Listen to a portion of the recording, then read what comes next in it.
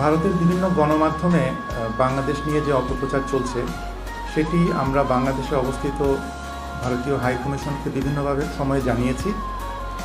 আমরা ভারতীয় কর্তৃপক্ষকে এটি জানিয়েছি যে আমাদের দুদেশের পারস্পরিক যে বন্ধুত্বপূর্ণ সম্পর্ক রয়েছে তার পরিপ্রেক্ষিতে এই ধরনের বাংলাদেশ নিয়ে অপপ্রচার মোটেই কাম্য নয়।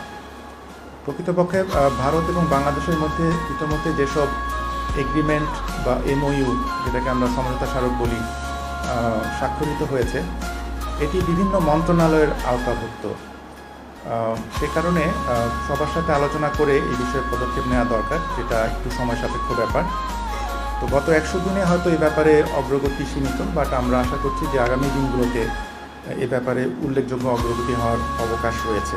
পাকিস্তান সরকারের পক্ষ থেকে সম্প্রতি আমরা একটি রিকোয়েস্ট পেয়েছি, যেটি প্রক্রিয়াধীন রয়েছে। আমরা আমাদের সিভিল এভিয়েশন মিনিস্ট্রিকে পাঠিয়েছি।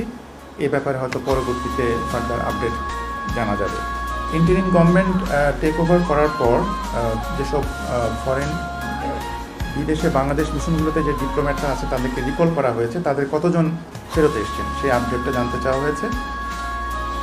আমরা অন্তর্বর্তীকালীন সরকার দায়িত্ব নেওয়ার পরই কিন্তু বেশ কয়েকজন কর্মকর্তাকে রিকল করা হয়েছে। তাদের মধ্যে যেমন পররাষ্ট্র মন্ত্রণালয়ের কর্মকর্তা রয়েছেন, বিভিন্ন মন্ত্রণালয় থেকে ডেপুটেশনে এসছেন এমন কর্মকর্তা আছেন, এবং চুক্তিভিত্তিক নিযুক্ত কর্মকর্তাও আছেন।